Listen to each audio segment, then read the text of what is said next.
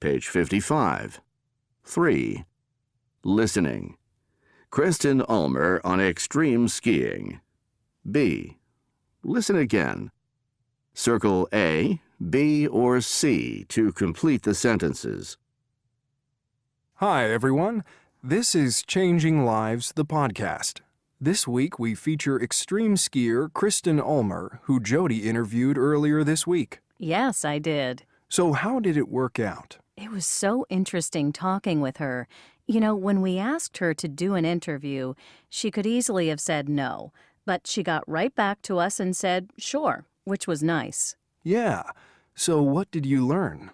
Well, Kristen is such a fascinating person. She's been so successful, and you want to know, why did she do that stuff? How she became not only a world-class skier, but the best extreme female skier in the world. Right. So how did she? I guess it all really started when she was in college, you know. She fell in with the wrong crowd, you know, the wrong kind of friends. Uh-oh.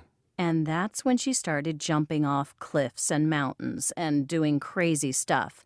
But she became a really great skier. What's interesting is that she wasn't actually an expert skier or anything when she was a kid. So it's not like she had planned all this. She liked to ski as a kid, but she didn't take ski lessons or anything. So she just fell into it? Very funny. Yeah, kind of. So what kind of person is she?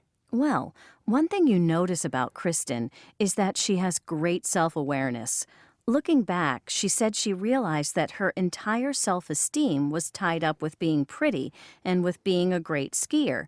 So she decided one summer to take a trip to Asia, and she had 2 rules. 1, she had to not focus at all on her appearance, and 2, she wouldn't talk about skiing at all. All her friends spent the summer skiing and training, and she could easily have stayed and done that too. So did she have some good stories? Oh, yeah. She has all these fascinating stories, like she got robbed at one point, held up at gunpoint, when she could easily have been killed. And another time, she got sick.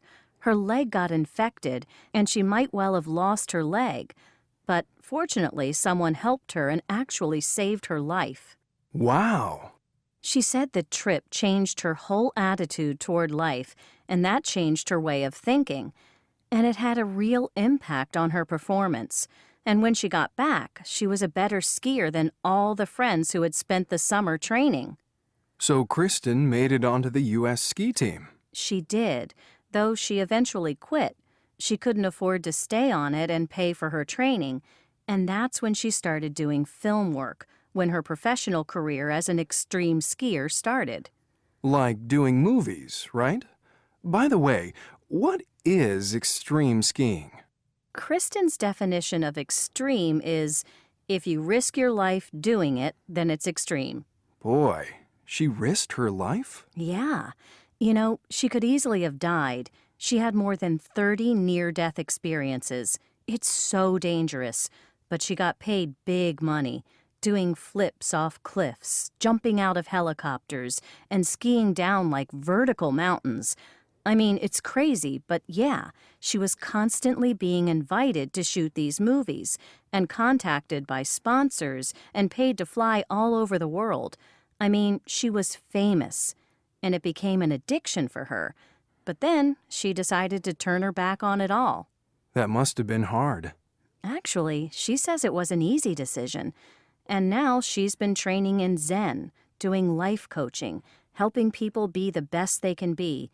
And she says she really understands how powerful the mind is. And she wants to help athletes change the way they train, focusing on mental training, not just on physical training, and so transform their performance. Amazing. So let's listen to the interview.